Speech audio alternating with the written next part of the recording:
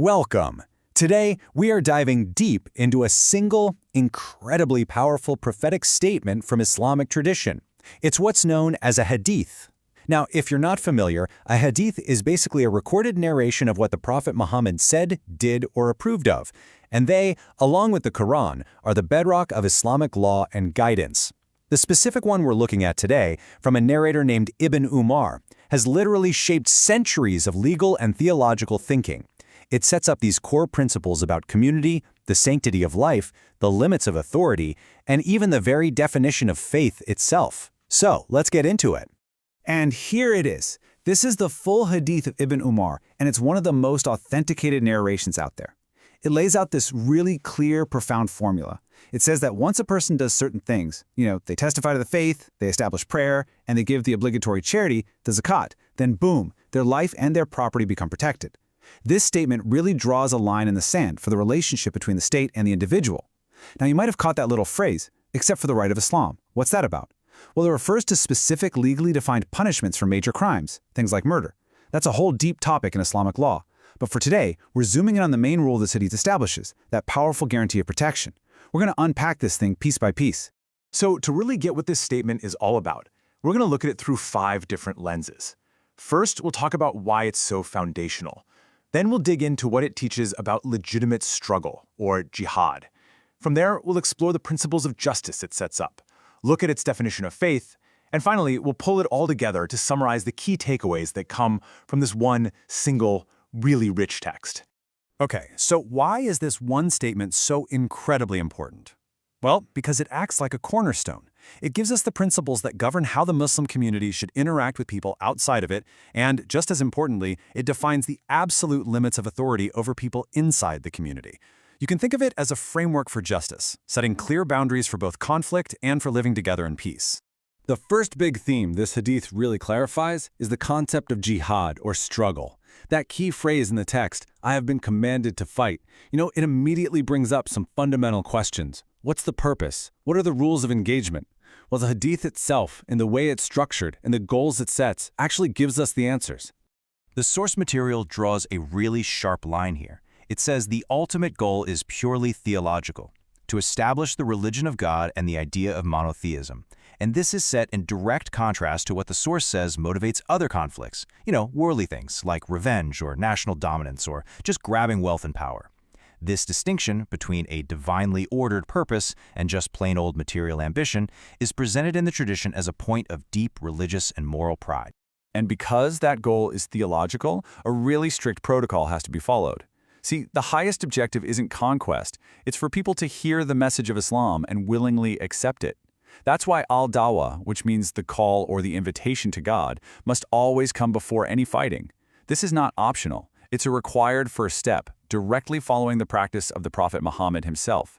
The invitation to faith has to come first, because the real goal is guidance, not subjugation. And another thing the source material points out is that this idea of a legitimate struggle isn't stuck in some specific historical period. Nope, it's understood to be an ongoing principle, something that's valid as long as the condition it was made for, the existence of disbelief in the world, continues to exist. The call to monotheism is seen as this timeless mission. All right, let's shift gears to our next section, which moves from how you engage with outsiders to how you ensure justice internally. And this is arguably one of the most important principles that comes from this hadith, how we are supposed to judge one another, and, crucially, where the line is for human authority and where God's judgment takes over.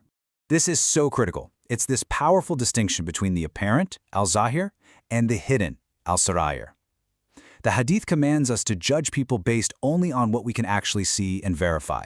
Do they say the testimony of faith? Do they perform their prayers? Do they give their charity? If they do, then they are to be treated as full members of the community, with all the rights that come with it. Their inner state, their real intentions, how sincere they are, the secrets of their heart, all of that is left completely and totally for God to judge.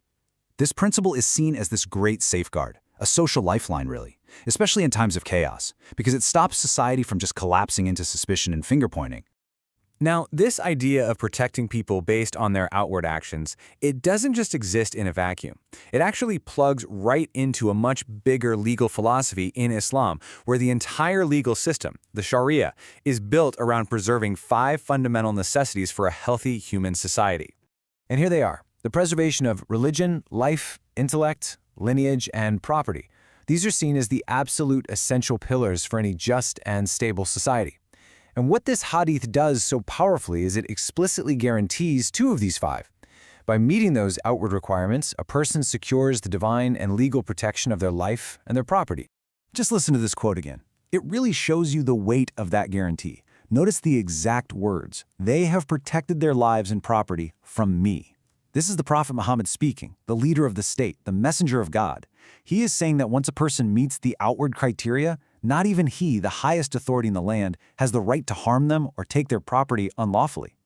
I mean, that is a profound statement on the rule of law and how it binds even the ruler himself. Okay, now let's explore the theological side of things. This hadith doesn't just set legal rules about justice and conflict, it also gives us a really clear definition of what faith actually is. And it says a lot about the clarity of the divine message itself.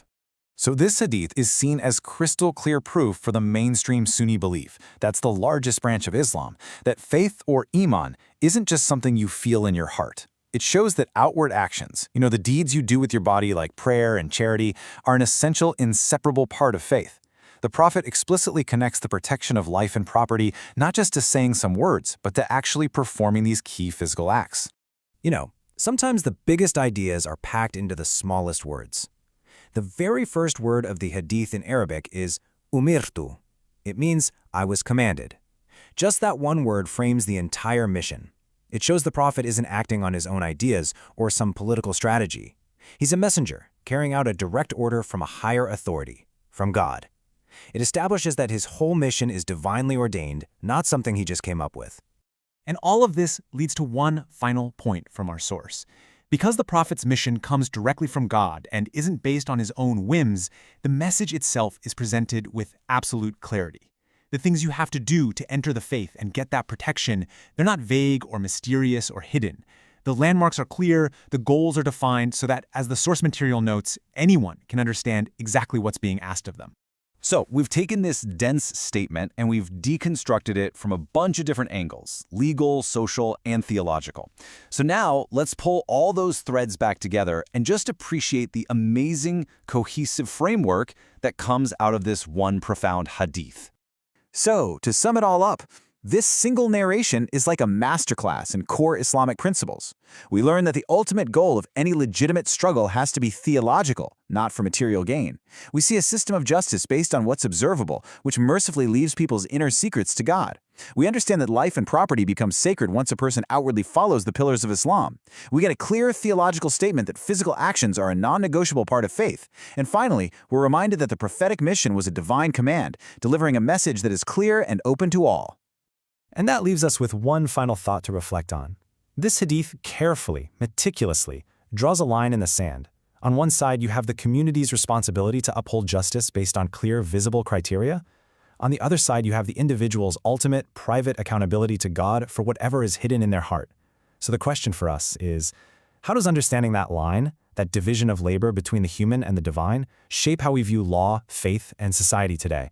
That's all for this explainer. Thanks so much for joining us.